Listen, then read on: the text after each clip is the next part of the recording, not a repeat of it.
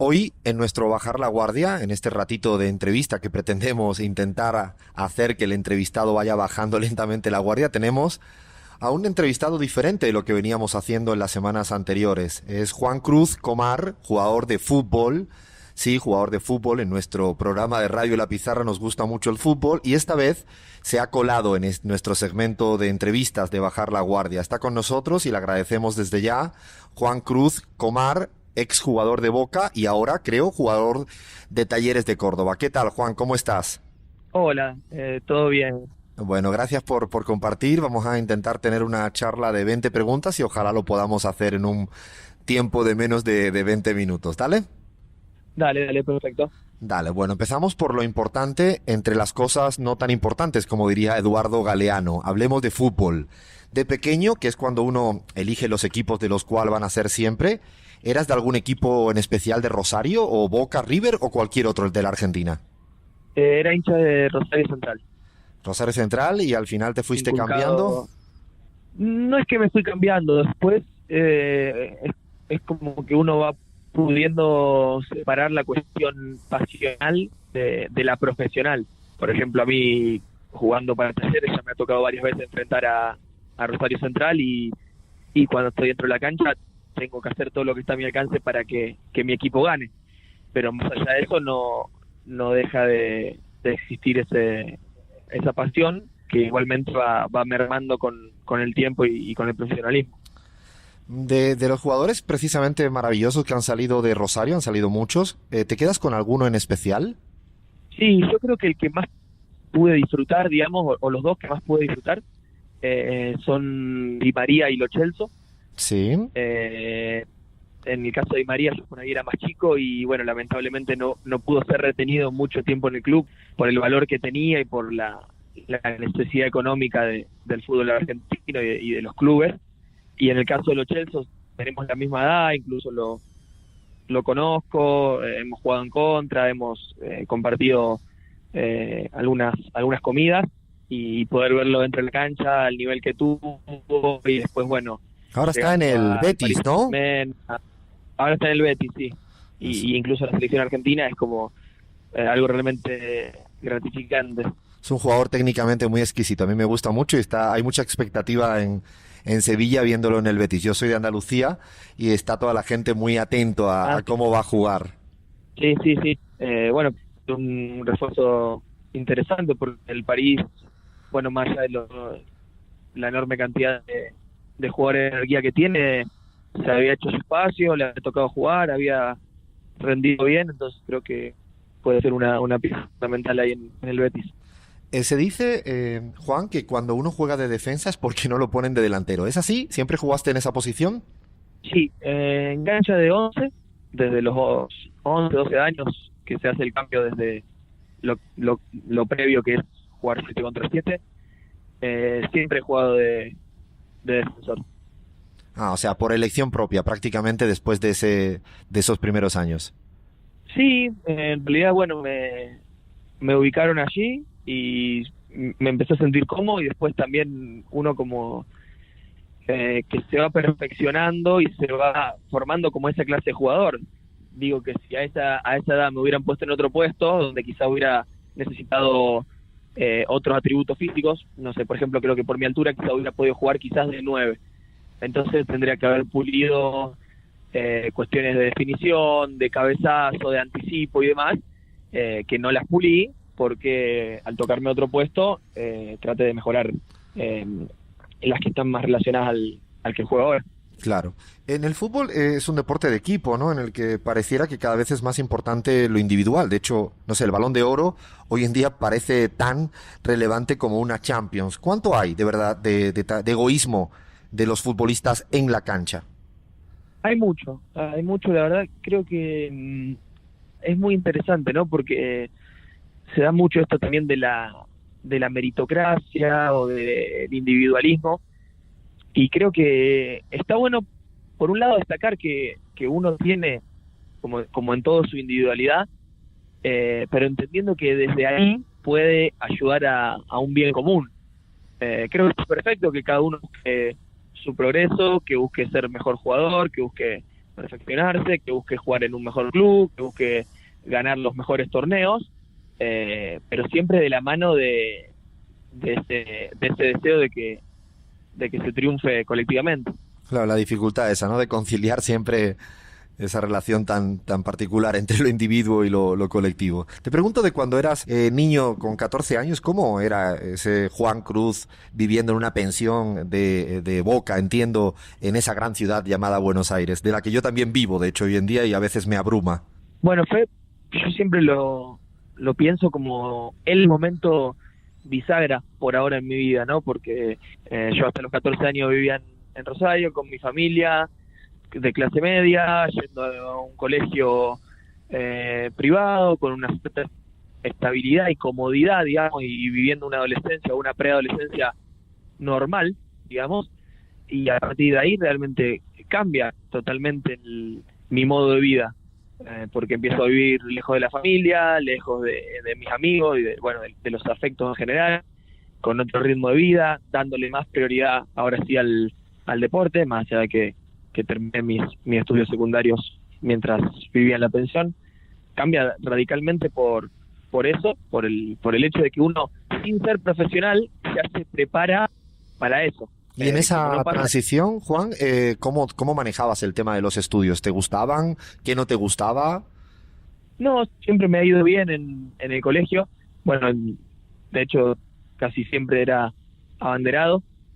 Y lo que sí estuvo claro que las exigencias escolares que tenían en Buenos Aires cuando vivían en la pensión no eran las mismas que las que tenían en Rosario.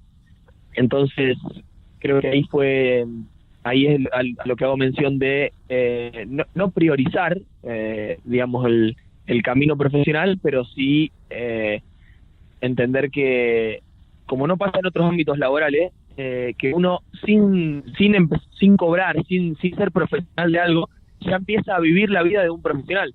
Ya deja la familia, ya entrena una cantidad de horas superior a lo de cualquier otro estudio o deporte, y empieza a vivir exactamente igual que lo hace un jugador de primer nivel. Claro, ahí ese es el cambio, ¿no? La mutación de cualquier chico que empieza a ver el tema del fútbol, ¿no? Ahí. Una pregunta que te hago justamente, que te la habrán hecho 1000 veces, pero a nosotros nos interesa. ¿Por qué realmente te interesa la política a un jugador de fútbol como tú? Bueno, a mí creo que por ahí no está bueno que hagas siempre mención de que sea jugador de fútbol, porque me parece que eso siempre suma como a la estigmatización de que los jugadores de fútbol somos solo jugadores de fútbol. Y en realidad yo, primero que nada, soy una persona que vive en una sociedad y que tengo los mismos deseos de que progresemos y se solucionen un montón de problemas. Creo que la política es la mejor herramienta que tenemos para producir esos cambios, y por eso me gusta meterme, me gusta opinar y me gusta formar parte de la política. Precisamente, Juan, nosotros tenemos en nuestro programa de radio un segmento que se llama Fútbol y Política, porque de alguna manera queríamos desmontar el mito ese de que los futbolistas pues no tienen por qué hablar de política o casi ser extraterrestres y no ser no políticos, no en el sentido de los políticos casi gobernantes y ni profesionales, dicho así entre comillas, sino políticos que le interesan las cosas cotidianas, ¿no? Te pregunto por algo que te habrán preguntado ya muchas veces. ¿Has visto muchos jugadores de fútbol interesados en el sentido más amplio del término en la política? No, la verdad que he visto muy poco, y si hago un análisis así general de los compañeros que me ha tocado tener, creo que es muy bajo el porcentaje de interesados por cuestiones políticas. Más allá de eso, me parece que puede tener un poco de relación con lo que vos mencionás de que el fútbol muchas veces deshumaniza a la persona y el sistema en general prefiere jugadores que no se metan en política, pero por otro lado también pienso que es algo que no solo se repite en el fútbol, sino también en ámbitos por fuera. Creo que hay muchísima gente, hay un grueso muy grande de la población que no opina de política. Simplemente en el fútbol está como exaltada esa situación por la visibilidad que tenemos los protagonistas. Sí, de hecho, ya te mandaremos lo que vamos ahora revisando. Hemos analizado el papel de Sócrates, ¿no? Cruyff. De hecho, en Sí. en este programa le dedicamos a un actual presidente de un país africano, Liberia, George Weah, que fue un jugador de Balón de Oro, incluso a nivel mundial. Por eso hay mucho más de lo que a veces quieren invisibilizar, ¿no? Los grandes medios en relación Ah, a... espero la información esa que me interesó. La verdad que no la había escuchado nunca. Ah, Sí había visto una serie que se llama Rebeldes del Fútbol, que bueno, justamente son personajes que han estado vinculados con la política y el deporte. tal cual. De hecho, la semana pasada justamente le dedicamos a Eric Cantona, que creo que es uno de los creadores Ah, de esa serie. Es un personaje también sí, sí, así es. Sí. que militó mucho. Bueno, sigamos porque si no sí que nos vamos a quedar hablando más que haciéndote algunas preguntas. ¿Se lee mucho entre los futbolistas? ¿Que tú sueles leer bastante?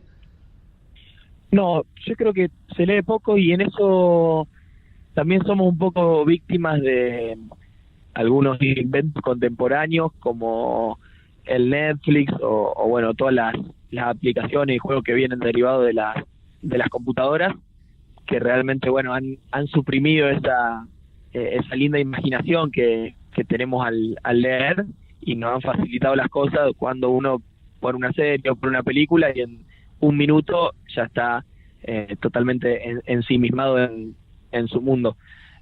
Yo trato de leer, tengo la verdad mucho por leer porque constantemente tengo la suerte de que me regalen libros por esta cuestión de mostrar mi compromiso social y bueno, muchas personas se acercan a convidarme de sus libros, entonces tengo la suerte de poder contar con eso y leer bastante seguido, pero también soy una víctima de esta contemporaneidad y leo menos de lo que debería. No se escapa nadie en esto. Esto es, creo que afecta a cualquier Tal esfera, cual. ¿no? De la vida humana. Hablando de política, venimos haciéndolo, pero más en relación a la política más conocida a nivel global. ¿Cuál es el político latinoamericano que tienes tú como referencia? Creo que varios, y más allá de sus diferencias, siempre remarco, digamos, no las décadas pasadas que tuvimos de Unión Latinoamericana con Néstor, con Cristina, con Chávez, con Lula, con Evo, con Correa. Por ahí me cuesta elegir uno, pero creo que por ahí yo era muy chico y sin darme cuenta se vivió un periodo que lamentablemente hoy en día veo difícil que se pueda repetir de tanta integridad latinoamericana. ¿Cómo ves justamente lo que está pasando políticamente en la Argentina hoy en día? Bueno, una situación muy complicada donde, bueno, como suele pasar con esta crisis de gobiernos en Latinoamérica, afectan directamente a los sectores más vulnerables en favor del poder, en favor de los sectores que concentran la riqueza, y que bueno, a partir o a través de los medios de comunicación y del poder judicial buscan impedir que vuelvan los gobiernos populares que a mi entender le han hecho muy bien a Latinoamérica. En este sentido, me sorprendía, así un poco leyendo algunas entrevistas que te habían hecho antes, que tenías como un grupo, no conocía, los científicos del palo, la histeria argentina, creo que era el disco al que hacía referencia. ¿Por qué elegías ese? No, me puse a escucharlo, de hecho, esta mañana me gustó bastante, pero ¿por qué es uno de los discos que verdaderamente te gusta o te gustó? Bueno, realmente me parece una obra conceptual fantástica, una idea también muy interesante, ¿no? Hacer un disco de música que retrate la historia argentina desde 1810 hasta el último gobierno de Cristina, me parece realmente muy interesante, las letras con mucha profundidad, obviamente con una posición política marcada, pero que yo adhiero, y además de que, bueno, el grupo lo conocí a partir de eso, pero después pude calar más hondo en su música y realmente me gustó mucho. Realmente recomendable. Yo lo descubrí gracias a ti y me gustó, así que lo También recomiendo. no, también interesante también no el nombre, que no es la historia argentina, sino Exacto. la histeria argentina, haciendo ese juego por ahí de palabras, también divertido. Es fantástico, la verdad. Incluso yo me miré si era, me había equivocado o no, y era la histeria argentina, tal cual. Así es. Fuiste a Palestina recientemente y ¿qué fue lo que más te impresionó? Y te quería preguntar si conociste a Honey Talgesh, no sé cómo se pronunciará, primera capitana de la selección femenina de su país, Palestina. Bueno, primero no tuve la suerte de conocerla, a Joni, no voy a decir el apellido también porque es difícil de Es pronunciar, complicadísimo, sí. porque bueno, ella tuvo la suerte de ese momento estar en Rusia, en la previa al Mundial, haciendo entrevistas, no sé si también trabajó como periodista, así que no me pude encontrar con ella, pero más allá de eso fue realmente un viaje extremadamente movilizante, donde la verdad que tuve momentos de mucho estrés, de mucho dolor, por ver la situación que viven los palestinos y las palestinas en los territorios ocupados. Es difícil por ahí expresar la situación porque es distinta según cada localidad. No es igual como viven los palestinos en Jerusalén, donde viven con por ahí cierta paz, más allá de que son tratados como ciudadanos de segunda clase y bueno, y sufren constantemente de tensiones policiales o presiones del ejército y demás, que la situación que se vive, por ejemplo, en Nablus o en pueblos cercanos a Calquilia, donde la población está directamente encerrada en un muro, la ciudad, la localidad, o Belém, la ciudad totalmente encerrada en un muro donde no tienen libertad para salir y entrar tranquilamente, donde se reprimen marchas, donde se secuestran gente, donde se detienen personas sin la posibilidad de juicio y se las tienen encarceladas durante meses o durante años incluso. Entonces, bueno, vivir toda esa situación en carne propia, caminar por las calles y ver imágenes en las puertas de las casas de familiares o amigos asesinados por el ejército de Israel y que los locales te cuenten con su propia voz las experiencias que han vivido, es realmente algo muy duro y que cuesta entender que siga pasando en este siglo, ya ha entrado el siglo XXI y que además de todo esté totalmente invisibilizado, por lo menos en nuestras tierras. Sí, llama poderosamente la atención eso último que dices del el gran silencio administrativo casi que le aplican algunas potencias y se fijan siempre en otros países de los que siempre hacen mucho ruido, ¿no? Justamente un poco lo sucedido recientemente en Brasil con la victoria de Bolsonaro. Me gustaría saber cuál es la valoración que haces tú de jugadores como Ronaldinho o Rivaldo que hayan apoyado explícitamente la candidatura de Jair Bolsonaro. Bueno, realmente me sorprende como a vos, es algo que me llama mucho la atención, que bueno, sería como la contracara de lo que fue Sócrates y que realmente cuesta entenderlo, ¿no? Uno a veces no quiere ser tan crítico y tan extremista con una posición contra una persona, en este caso contra estos jugadores, sin saber realmente si están al tanto de lo que significa tener un presidente de esta índole, si realmente uno está capacitado para opinar sobre ellos cuando no vive lo mismo que vive ellos, pero lo cierto es que automáticamente me sale el pensamiento de sorpresa, de no poder entender, ¿no? Y de identificar como casi una persona desclasada que realmente no entiende, digamos, de la forma que puede afectar el apoyo incondicional que le dieron a ese candidato. ¿Crees que te ha influido negativamente en el mundo del fútbol haber sido tan claro en tus posiciones ideológicas o políticas? Eh, Realmente no lo sé, no me queda claro. Sé que no es lo mismo que si no hubiera nunca opinado nada. Está claro que no hubiera corrido la misma suerte, pero no sé si para bien o para mal.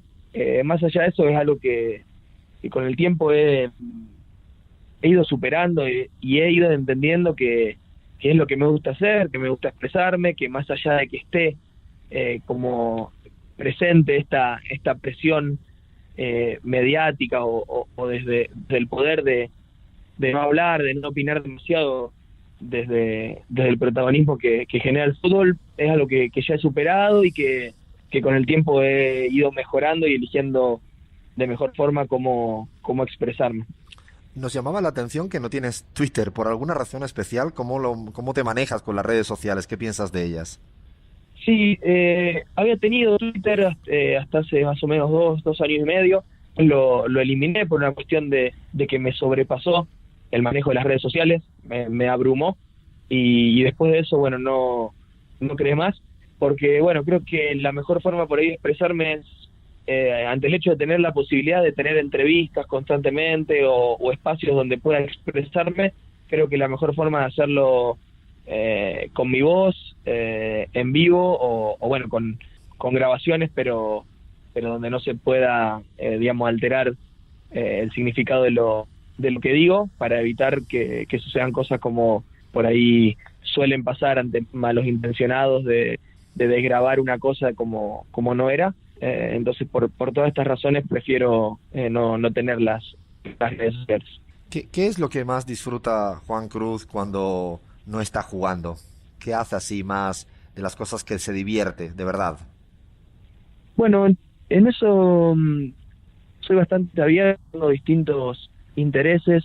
Me he creado en Córdoba un grupo de amigos y amigas ajenos al fútbol que realmente me movilizan mucho y con el que puedo compartir cosas que me interesan y por ahí no son las que podría compartir con un plantel de fútbol. Y entre ellas está un poco la militancia, esto de acompañar procesos que se dan por ahí en los barrios populares de acá de Córdoba, de una u otra forma. En mi caso, bueno, entendiendo que soy una figura pública dentro del fútbol, comprendo que a muchos niños muchas veces les resulta inaccesible la figura de un futbolista y poder estar ahí con ellos, acompañándolos, mostrándome humano, mostrándome preocupado por sus problemas, por su situación económica, por su situación familiar.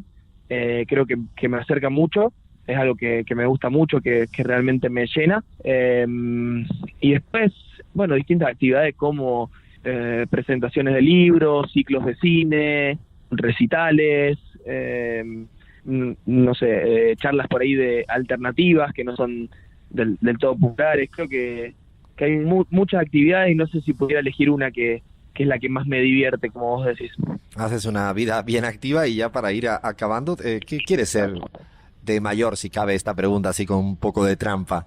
Después me imagino que un día se deja de jugar a fútbol como le han pasado a todos y a todas. ¿Y qué te imaginas haciendo? Bueno, algo que en el último tiempo he estado pensando bastante.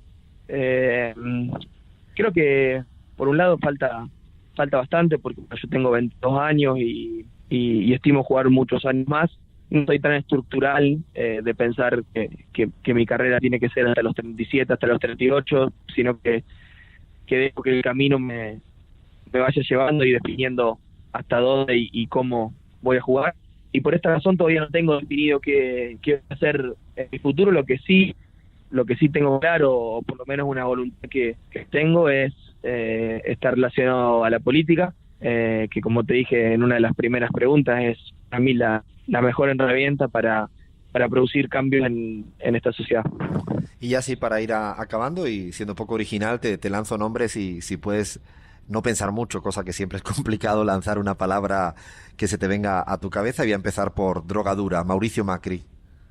Qué difícil, en una palabra.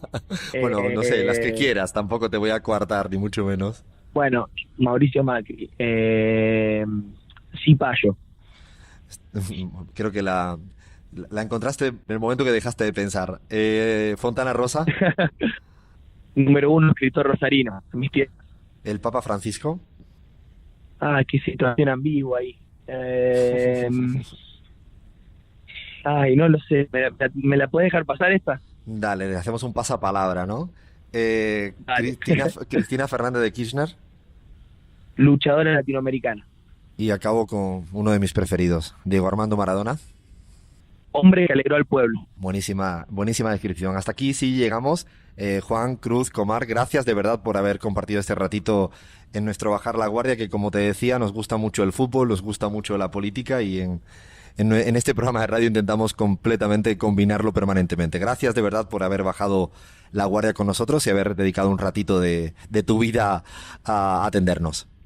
Bueno, muchas gracias, muy buena, interesante la entrevista. Un abrazo. Un abrazo muy fuerte.